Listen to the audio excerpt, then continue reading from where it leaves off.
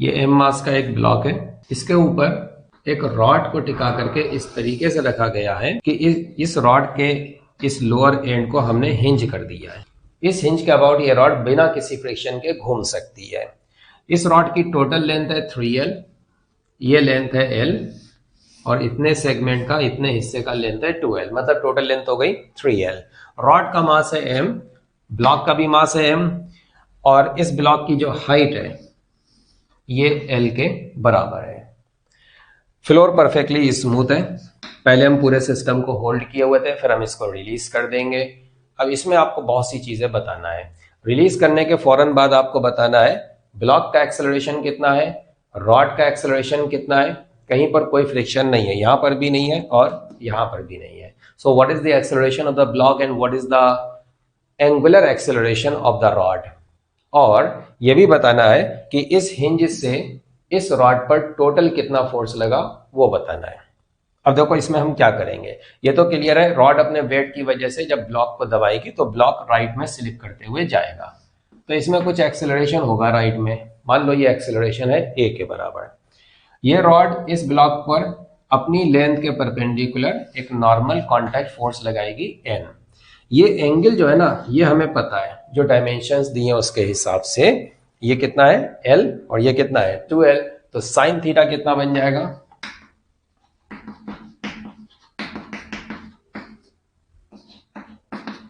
तो थीटा आ गया 30 डिग्री। अब देखो ये 30 डिग्री है तो ये 60 हो गया, तो ये 30 हो गया। अब ये जो दबाने वाला फोर्स है जो रॉड ने ब्लॉक पर लगाया, इसी फोर्स का एक कंपोनेंट हॉरिजॉन्टली राइट में आएगा जो कि इस ब्लॉक को राइट में एक्सीलरेट कराएगा। तो n का कंपोनेंट हॉरिजॉन्टली राइट में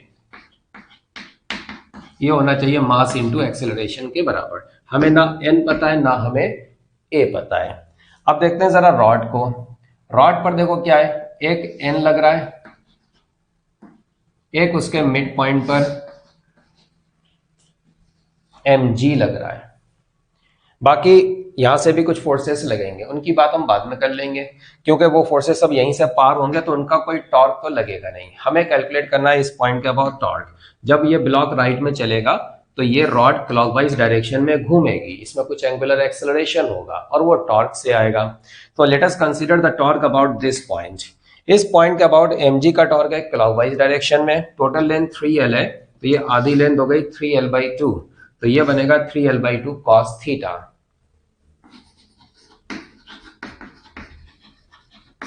ये हो गया mg का टॉर्क माइनस ये जो n लग रहा है वो सीधा सीधा लेंथ के परपेंडिकुलर लग रहा है, तो n को डायरेक्टली मल्टीप्लाई कर दो इस 2L से, ये n का टॉर्क हो गया। Total torque equal to I alpha, और I भी हमें लेना होगा इसके अबाउट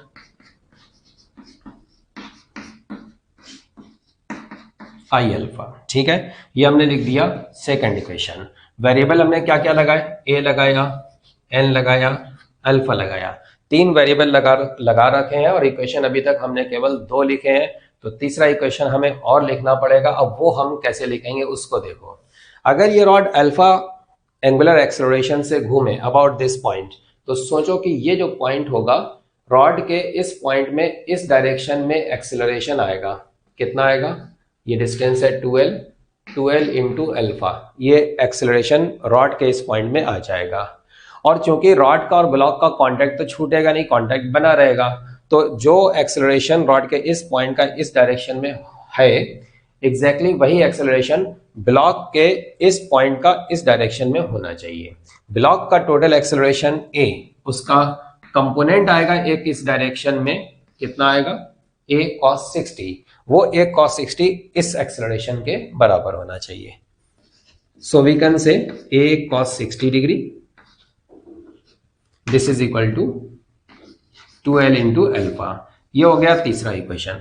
इन तीनों को सॉल्व कर लो, अल्फा मिल जाएगा, a मिल जाएगा और n मिल जाएगा। ठीक है, इसके बाद अब हमें क्या करना है, हमें फाइंड करना है हिंज ने इस रॉड के लोअर एंड पर कितना फोर्स लगाया। देखो अब क्या करना होगा इसके लिए, हमें जरा सोचो कि अगर ये हिंज ना होता ये पूरा फ्री होता है, यहाँ पर परफेक्टली स्मूथ होता है, रॉड को ऐसे हम रिलीज कर देते, ब्लॉक को भी रिलीज कर देते। तो रॉड अगर ऐसे घूमती तो ठीक है, साथ साथ ये इधर नीचे गिरना भी चाहती, तो ये एंड इधर जाना चाहता है। इस वजह से ये हिंज इसको रोक के रखने के लिए एक फोर्स को इधर लगाएगा। दूसरी बात, ऑब्वियसली रॉड नीचे भी आना चाहती है तो ऊपर भी एक फोर्स लगेगा, normal contact force, not exactly normal contact force anyway. तो इस हिंज ने इस रॉड के लोअर एंड पर एक फोर्स ऊपर लगाया है, एक फोर्स हॉरिजॉन्टली राइट में लगाया। ये दो फोर्सेस लगाए, अगर हमें ये दोनों फोर्सेस मिल जाए तो we can find the net force. अब इसके लिए हमें क्या करना होगा, पूरी रॉड का हम जरा एफबीडी बना रहे हैं। एक mg लगा, एक यहां से n लगा, और ये n हमें मिल चुका है। बाकी हिंज से ये दो फोर्सेस और लग गए। अब देखो, अगर ये एंगुलर एक्सेलरेशन अल्फा से चलेगा, घूमेगा स्टार्टिंग में, तो स्टार्टिंग में इसके सेंटर ऑफ मास में इस डायरेक्शन में एक एक्सेलरेशन आएगा, और वो होना चाहिए आर अल्फा के बराबर। आर का मतलब 3l/2।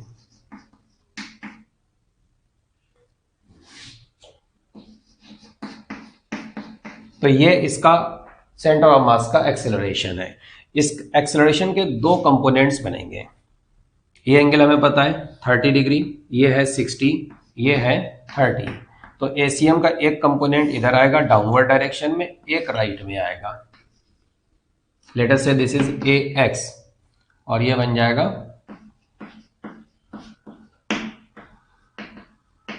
ठीक है, ये बन गया। बाकी एक कंपोनेंट इधर आएगा cos 30 component. Now using this components of the acceleration, vertical direction में हम रॉड के लिए क्या लिख सकते हैं, डाउनवर्ड उस पर लगा mg, ऊपर लगा F2, और ऊपर एक और भी फोर्स है, n का एक कंपोनेंट आएगा। अगर ये 30 है तो ये 60 है, तो ये 30 है। तो n का ऊपर कंपोनेंट कितना आएगा, तो टोटल फोर्स होना चाहिए मास इनटू डाउनवर्ड डायरेक्शन में एक्सेलरेशन, और ये एक्सेलरेशन होगा एसीएम का डाउनवर्ड कंपोनेंट। ये हमें एक इक्वेशन मिल गया। अब देखो, हमें n पता है, एसीएम भी पता है, ठीक है, तो इससे हमको F2 मिल जाएगा। सिमिलरली अगर हम हॉरिजॉन्टल डायरेक्शन को देखें, राइट में एक फोर्स लग रहा है F1, और n का एक कंपोनेंट लेफ्ट में भी आएगा।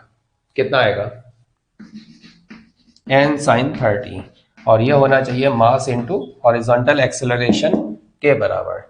ये हॉरिजॉन्टल एक्सेलरेशन है इसका ACM इंटू साइन 30। इस इक्वेशन को सॉल्व कर लो, इससे F1 आ जाएगा। तो F1 कितना है, F2 कितना है बाय द हिंज, वो हमें मिल गया। अब अगर पूछा जाए what is the net force applied by the hinge on the rod, तो you can find it square root F1 square plus F2 square.